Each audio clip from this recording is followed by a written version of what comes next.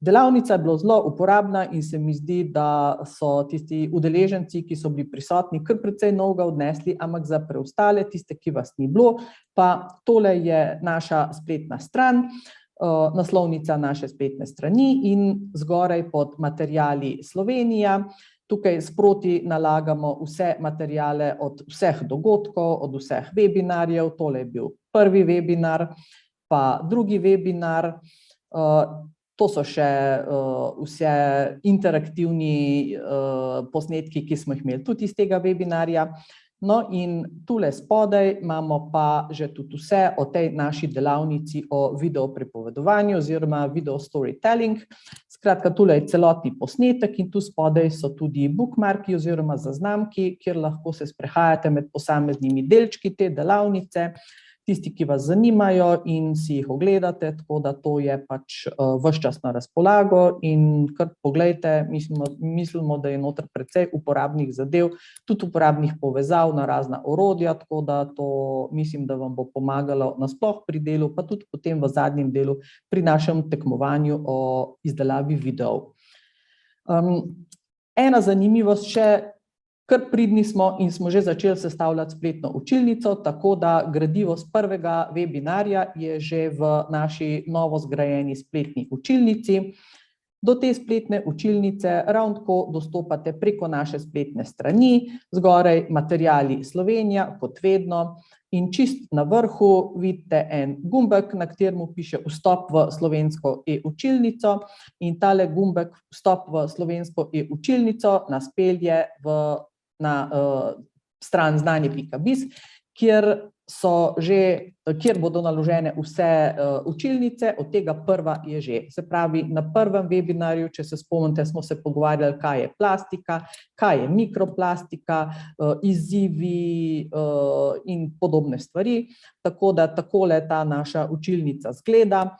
In najprej je video, potem so tudi vsa ostala gradiva in tukaj imate lepo sistematično urejeno po posameznih temah. To je zdaj začetek in vse, kar bomo sproti še dodajali dodatnih materialov, vsega tudi, če imate vi kakšne zanimive materiale, da bi jih lahko dodali, tudi z veseljem, kar javite se in lahko vse dodamo še to v učilnico, ker bi dejansko radi imeli to učilnico kot eno takšno mesto, kjer lahko vsi tudi kasneje najdemo zanimive in uporabne pripomočke za delo ali v šoli, pri pouku ali pri izvenšolskih dejavnostih ali kakorkoli. Torej, naša spletna učilnica je v izgradnji in se že nadaljujejo drugi in tretji webinar, imamo v delu, nismo še končali, ampak bo tudi kmalu. Današnji webinar je tretji po vrsti, prvi, se pravi abeceda mikroplastike, smo imeli v januarju, drugega smo imeli v februarju, o mikroplastiki v domačem okolju in uporaba v izdelkih v gospodinjstvu. Današnji webinar je mikroplastika v urbanih okoljih in spet bo veliko zanimivih in tudi praktičnih stvari, tako da mislim, da boste veliko uporabnega zvedeli z današnjega webinarja. Aprila je na vrsti webinar z naslovom Globalni problemi plastičnih odpadkov, maja pa se bomo pogovarjali po okoljski usodi in vplivih mikroplastike na različne ekosisteme.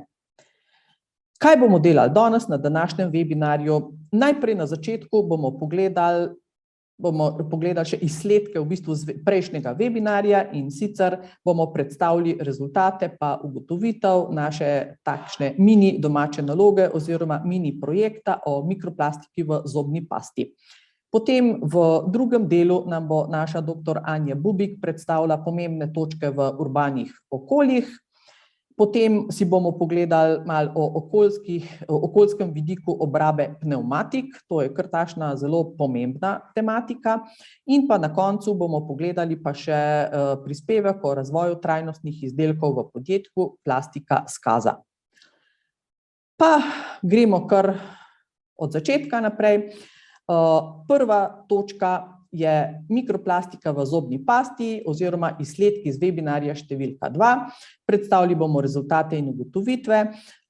Zadeve bo moderirala naša dr. Anja Bubik. Jaz pa zelo z velikim veseljem povem in napovem, da so z nami pri prvi točki še naši zunanji mladi sodelavci, in sicer dijaki z gimnazije in srednje šole Rudolfa Maistra Kamnik.